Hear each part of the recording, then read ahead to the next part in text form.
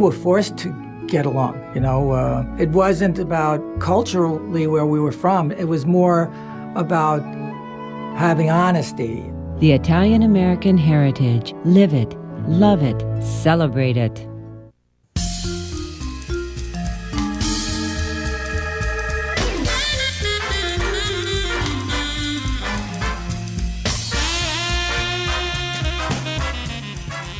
Welcome to the Busy Guy Show. That was my friend Ray Charles doing a little number for us. Today we've got another busy guy, Jim. He's with I Remember That store in Elmhurst, which he carries collectibles, antiques, and sports cards. Jim, welcome to the Busy Guy Show. Thank you. Thanks for taking time out of your busy schedule to be here.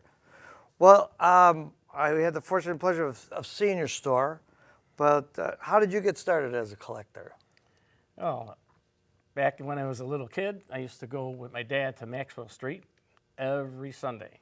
There's rain, snow, or shine, we were there. And it just got into my system, and I started to collect when I was really young. And the rest, it just grew, not by design, but just by how it happened. And you started off like most kids with just like a personal collection? Started out with baseball cards. They were 5 cents for about 6 cards, and who knew it was going to be what it is today? But in those days, we put our best cards in our bicycle spokes and rode around. If you had the Mickey Mantle, you had to put it in there because you're the king then. And don't forget the gum. The gum. Yeah, you had to have the gum. So what were the major brands? Some are still around, some are not. But what were the some of the brands that you have here? Major brands, Tops, and they're still around. Fleer, and they're still around. And at that time, early then, that was basically the 2 bigger ones. And then you had Bowman, who they're still around again. And a new player in 1989 was Upper Deck, who made a big splash in the 90s. Now with us, when I say us, because we're the same age group, but you couldn't buy a full set then, right? You buy the pack. You buy the pack and make the set. And hope then for the best. Somewhere around the early 60s, they started making a set here and there, but around 1970, then it started to boom, and everybody had to have the set. So instead of buying all the packs to make the set, you were able to just go buy the set. And I remember one of the cards we used to get that most kids weren't crazy about it, but it was a checklist.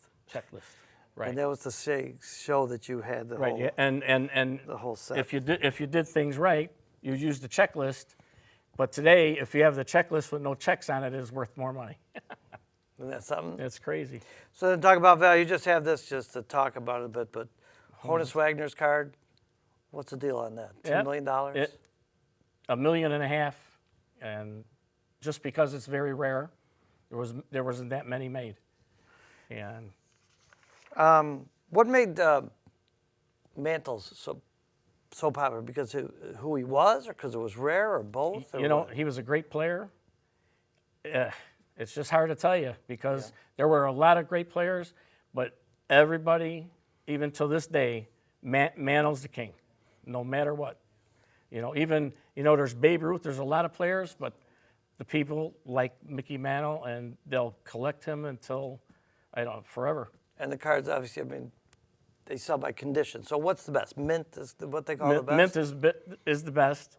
And these days, they have what they call a grading system, which means you the consumer, you send your cards out and you have to pay to have that done. To grade it? Or? To grade. Now, a lot of people don't like to do that. They like the old-fashioned way to tell with their eyes.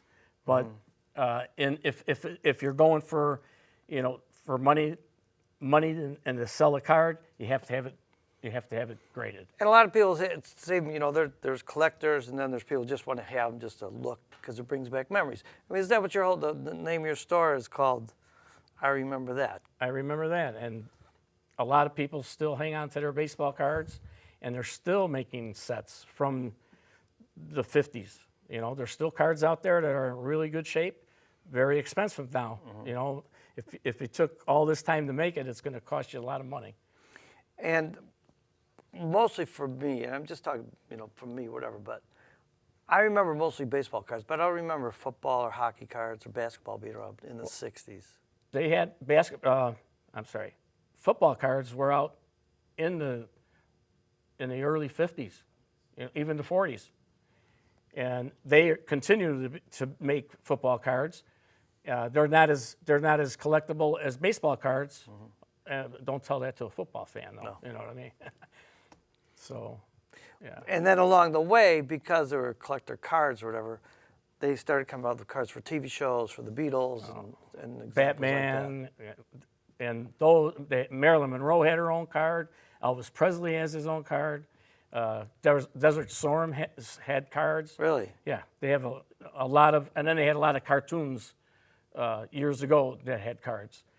They had presidential cards. They had they call it rails and sails, which was ships and locomotives. Really? And a lot of that, obviously, you have at the store. Yes. That you could pick yes, up. I do. Okay, let's, what do we got here? Just briefly kind of tell us what's going on with these guys. We're just going to try to show you the difference in the cards from 1986 to 2015. 1986, you got Topps gave out 15 cards for 35 cents. The same card today, same. And there's gum. Yeah, and there's gum. Can't forget the gum. The manufacturer's the same. 2015, only 10 cards in the set for $2.50 a pack. Unbelievable. We were getting it for what? I think a nickel a pack and And 5 in the cards. 50s was a nickel a pack. And 5 cards. First, Well, who's this guy? That's Ernie Banks. That's the Ernie Banks The bobblehead. late, great Ernie Banks. Yep, I brought that for you. I know I saw your show, and we ended with Ernie Banks. Nice. We'll start to switch to a few different items here. So a lot of things go by era. So each generation, like we were talking earlier, a lot of them remember things as they're kids because it brings back memories. Absolutely. So why don't we go back quite a bit as far as time, and then we'll show our 3 friends here. Okay. Woo, woo, woo, woo, woo. This is a prized possession. You go this way here. There. Gotcha. Okay. Here We'll we go. press the magic button There here. you go. Why, you lame brain.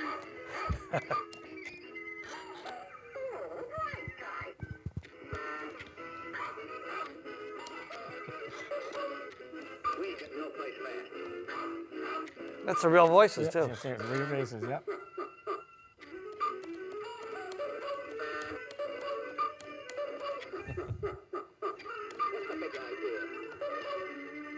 Nice. And these guys have carried over because even kids nowadays Yeah, are watching absolutely. them, right? They're probably as popular now as they ever been, and all the people my age, maybe a little younger, they want the pieces, and because they remember it from when they were kids. Yeah. They just love to keep these guys going. And the new generations are also getting into them. Sure.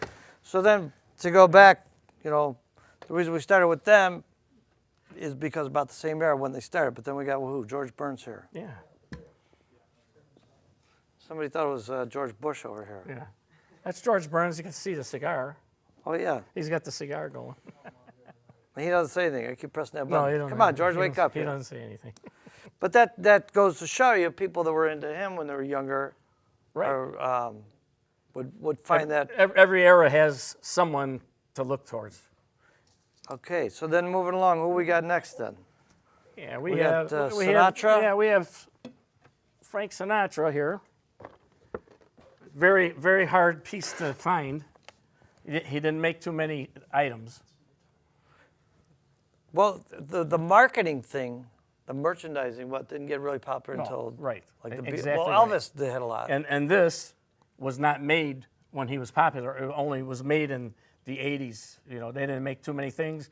They sold a lot of like books and small stuff. Nothing like this. So there's not much like around except for movie posters. There's a lot of movie posters. And there. reproductions of those. There's reproductions also, but if you get an original with Frank Sinatra in it, it's pretty expensive. Okay. Why don't we take a short break, and then we'll come back and then talk about a few other items here. So we'll be right back with Jim. We did go through a lot of adversity in this country. We did go through a lot of pains and struggles and the discrimination. What really ties us all together is our ancestral heritage. The Italian-American heritage. Live it, love it, celebrate it. Welcome back to the I'm a Busy Guy show. We got our guest here, Jim, from I Remember That in Elmhurst. And just to show that it's not just a man's world, we have collectibles here of Marilyn Monroe. What do you got to tell me about her, sir? Still as popular or more popular than she was when she was around. Anywhere from 10 years old all the way up for people that was living when she was living. It's amazing. I can't get enough Marilyn Monroe vintage stuff to satisfy the customers. It's just, it's unbelievable. So she was kind of the same situation we were talking about. There wasn't a lot of, I don't know if there was any Marilyn Monroe merchandise when she was alive. Probably only the TV posters, the movie posters, and a couple pieces of jewelry that I know of. Because vintage is very, it's almost not found. So I would say there was not much made. But I'm just so surprised that, the teenage girls that just love her. And, it's crazy. And the boys, too. And the boys, but they go out and buy Marilyn clothes, and every company that's making clothes has something for Marilyn. And this doll here we see, I can see on the back, there's a whole series of different Series of 6 outfits or whatever. Yeah, and you can't keep them in because they didn't make that many of them. Now, who comes into your store to buy? Curiosity seekers, people that find you online, or I know you have a Facebook page. Yeah, I have a Facebook page. I have a A-frame ad out in front of the store, but I have people all ages come in. A lot of people are, it's a new store there. They're kind of want to see what we have, and again, I named the company. I remember that, and every time someone comes in and looks at one of our old cases, exactly what they say. So they understand where we got the name. And we have young kids come in, and with their parents, and teenagers come in looking for something that they want to, and you collect. From what I saw, you got a nice price range because you got obviously some expensive stuff, but you have, and we could maybe show a picture of it, is it's like a turntable kind of thing. Correct. With little items. Like, Correct. so if kids want to really get, something they don't want to spend a fortune, you have that for them as well. That case comes right out of the late 50s, early 60s. It's got 20 shelves in it, and it rotates. And the customer can rotate it by pressing a button, and you can go forward and backward, and they like that because when they see something, they go right back. And there's things in there that are $100, and there's things in there that's $1. Yeah. So, and it's basically all vintage. Not all of it, but 90%. Okay, so now let's go to the king. To the king. The king is right here. Dun, dun, dun, dun. The king has entered the building. Ladies and gentlemen, thank you very much. Thank you. Thank you. Who's this guy? Tell us a little That's bit. Elvis. I mean, yeah. That's the king. I was being That is sarcastic, definite. but tell us who it is. That's the king. Still, again, like Marilyn, as popular as he was in the 50s and 60s before he passed away, people want a piece. They just want something, that they can have to remember Elvis. And then you have the diehards that have a house full of Elvis. There's a person in Elmhurst that I know, and their whole house, including the basement, everything is Elvis. Really? And it's the coolest thing. It's amazing. So, still popular, and they did have memorabilia for Elvis because he was so popular. The Colonel, that was his manager, he made sure he got in on everything. So I think the rarest thing you can find on him, there's a necklace, and it's made from 1956, and it's called the Love Me Tender necklace. And it goes for about $400, you know, and it's only. Do you carry one? Or you I do one? have one, yes, but it's just almost like a toy. It's not real jewelry, but they did a good job. But it's very hard to find. Now this particular thing still has the. It's a decanter. This and is a still has the liquor decanter. in there? Yes, this is from McCormick, who made the whiskey, and he has probably 25 different models. He has one that's a solid gold. To this Really? one, this is the Blue Hawaii, and he has one for almost every movie, and for about 10 or 12 of his songs, they have one of these for him. For each one. Yeah. And you do have it's almost like a shrine, but by everything individualized, the whole Elvis section. Right. We try to keep it where everybody can go where they need to be. But believe it or not, there's a lot of people that collect Elvis, Marilyn, Frank, and everybody. So, you know, but some people stick to one or two people. Yeah. Did you ever see him in concert or no? I never did. Me neither. Yeah, What never about did. you? Been to Graceland? I have. Yeah. Yeah, I have been there. That's a pretty good place to go. I tell anybody to go see that. It's a good treat, and it's cheap, you know. They're talking about, well, they're going to keep the Jets. I guess they were going to release the Jets or sell them or move them. No, they're going to keep them now. they're Yeah, gonna keep 'em. yeah. Okay, so now these four guys from England come Yeah. over. I heard you knew a little about those Yeah, a little guys. bit. They were on our show last week. Well, here's one of them, John Lennon, Pretty cool, huh? who left way too early in his life.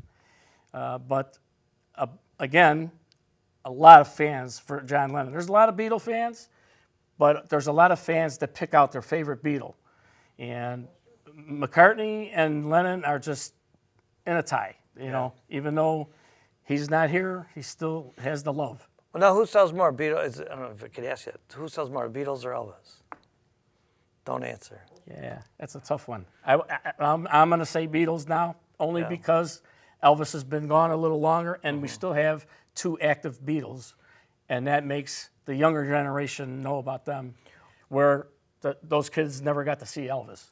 Well, I'm asking this question respectfully, okay? But when somebody, and don't laugh, but when somebody dies, their stuff goes up Absolutely. like crazy? Yeah. It's just how it goes. A lot of people always wanted to collect, and then they pass away and they never did, and they have to get a piece. They want something to remember them by. And then sometimes they start a brand new collection, or sometimes they buy one piece. Yeah. You know. And once again, respectfully, but also the fans get older, right? And start Absolutely. dying too. Absolutely. So, like the kids of today, they're going to be buying their Lady Gaga and Justin Bieber stuff Sure. 30 years from now. So Right. got to remember that when I was a kid. Correct. So what else we got, Beatles? Well, we got. Because what do they call, the baby boomers have the, disposable I think income? we'll just hold these up. I don't have here, any right? disposable income, I tell We you. got a couple vinyl records here. It's the rage right now. It's been growing and growing.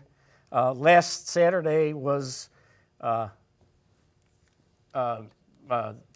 vinyl day for the 5th year in a row. Oh, is that right? Yeah, and now everybody is, if you go anywhere, open, anywhere that they, like a flea market or a resale shop, people are going through there like crazy to find albums and 45s. The record players, old record players, are getting taken up everywhere. So if you have a record player right now, don't throw it away. Yeah. Sell it or start using it yourself. Go get your vinyl out of the attic, and because right now it's really, really, really on fire. I didn't see, but you said it's on the way. You're going to start selling a little more vinyl? In about a month, I'll have all the vinyl. I'm going through, finding some and cleaning it up and making sure it's good to play. Now, what about the Rolling Stones? They're popular like the Beatles. Everybody wants to know, the Beatles, the Stones, who's better? The deal is the Beatles are one step ahead of the Stones, and the Stones will agree with that. Going back when the Beatles were not knowing that they were unknown, they were working real hard in those, what do they call them? The caverns. And they got very sharp by playing, they were playing 4 sets a night, 5 sets a night. And then all of a sudden they became popular. And the Stones said, we better do something like that. Yeah. They polished up. And even Mick Jagger will tell you, we are one step behind. We were always one step behind.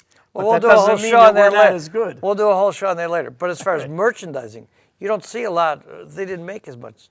I don't remember seeing any merchandising. Hardly anything for the Stones. Now the tongue is very popular, right. Their logo. That's right. So that was pretty much, the whole 60s generation moving along. But then, what was the next step we got? Well, the next Mr. step Simmons. is Kiss. Is that Simmons? Yeah, it's him. Which one is Gene Simmons, yeah.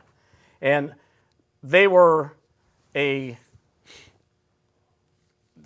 Simmons is a genius. He made so many pieces for Kiss. It's not even merchandise. Funny. The merchandise he has, he has hundreds of different things, and all the Kiss people they buy it all, and it's still very popular. And I don't know what to tell you. I never thought they'd be that popular, but they're still someone to reckon with. Because you got everybody in the store. It's a thing for Ozzy. Yeah, Ozzy. Yeah, We try. I like music, so I always keyed on that. But I have, I like to say I can find anything you want. But I still have a lot of other stuff. Star Wars. That's a great point. So if somebody comes in and says, "Hey, I'm looking for Davy Crockett," I don't know if anybody's gonna remember that, but I'm looking for a Davy Crockett thing. If you don't have it, I'll get it. You got a guy. Yeah, I got a guy. I have a network that everybody sells. Everybody sells the same thing, but they don't sell the same thing. You know what I mean? So, like myself, I'm a big Beatle guy, and if someone wants Beatles, they'll send them to me. Okay. If someone wants Davy Crockett, I know where to send you. And I can always, if you come to my store and I don't have it, I can get it for you. And that would be the coonskin hat. That would be the coonskin hat. What else we got then, so we can move along here? We have a little Star Wars, no music, but very popular. Who's this, Yoda? That's Yoda. Yoda be the one to be on the show, Yoda. And they're huge on merchandising. Very, very huge. And all the oldest stuff from the first day is really starting to come really expensive. And they still keep on moving, the old stuff, and they keep on making new things. But this new movie that's coming out, it's gonna just drop through the wall. It's gonna be crazy. How about Toy Story?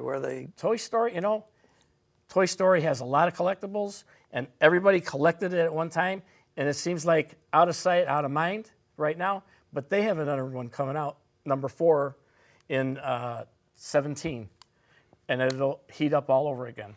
Plus, they're going to have, when these kids that watch Toy Story come out, 30 years from now, they're going to be the ones walking in. Absolutely. And that's their memorabilia. Yeah, they sold a lot of memorabilia. And then there's so many, different categories. Books and stamps and clocks that people collect, military. But what would we categorize this as? Advertising or branding? It's branding, and Coca-Cola did it better than anybody. I have a half of a store with Coca-Cola stuff. We got the other. There's another one here. This one sings. Yeah, this one. Here, let's see. We can get it open. There we go. That's great. And people that do remember, there's a bottle opener, catch the cap. Yeah. So what, do you do appraisals as well? I do. I do the best I can. I'm not, by no means am I a know-it-all, but I have a lot of experience on a lot of different things.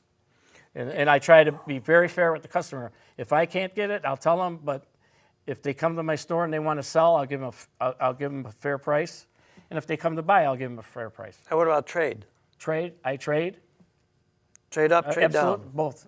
Nice. You know, if there's a trade, if it's good for you and good for me, who's to tell you? You know, as long as you're fair. If somebody wants to start a collection, what do you? Well, that's the $64 question, because you can't tell anybody what they have to. They have to kind of jump in and find a niche that they like. You know, and they could buy one thing and say, you know, that's not my thing. Then try it again. But I guarantee you, if you start collecting, it kind of gets in your skin. And right now is the best kind of time to collect. We've got garage sales. We never had garage sales back in the 60s and 70s, not like they do now. We have estate sales. You could go out and start a pretty good collection now by going to people like that, and then you could fill it in with people like me or flea markets or whatever. But there's a lot of stuff to be collected. Plus, speaking of estates, I mean, imagine people that lose somebody and whatever, then they find everything that they've collected and stuff. That's what estate sales do. But Right. people, if they go through stuff and they think anywhere it's kind of niche for you, they bring it in. And, Absolutely. and Absolutely. You can appraise it. I'll tell you one thing for sure. Just because I'm a Beatle guy and I would buy anything that comes in the store, someone has to pass away for a vintage Beatle thing to be on the market. That's the way it comes back in the market, because everybody holds on to their The collector's stuff. got them already. Everybody's got it. Right. You can't find vintage Yeah. unless someone's really trying to get a lot of money. So if it's in an estate, that's the best time to get it. And what's the best way to store stuff? The original packaging makes it more valuable? Well, the original packaging is preferred, but for me, it's not, because you saw what I had out here. I like to display all my things, okay? eBay makes the box important, because you can't sell anything on eBay without the box. It helps. You can, but everybody says you have to have the box. It's nice you can have it, but if you're really a collector, you take that box and save it, but if you're collecting, you don't just want to put it in a closet, Look, I got a box of cannolis for you. I got them right there, but I'm going to give them to you after the show. I want to thank you for being on. Well, because I appreciate you asking me on. Because I remember that. I remember a lot of this stuff here. I forgot what I had for breakfast, though. Well, seriously, thanks for being on the show. Okay. Go to I Remember That on Facebook. On Facebook. And that's your thing. You know what? I got to go. I forgot. I'm supposed to be at a meeting I'm already late for. 'Cause I'm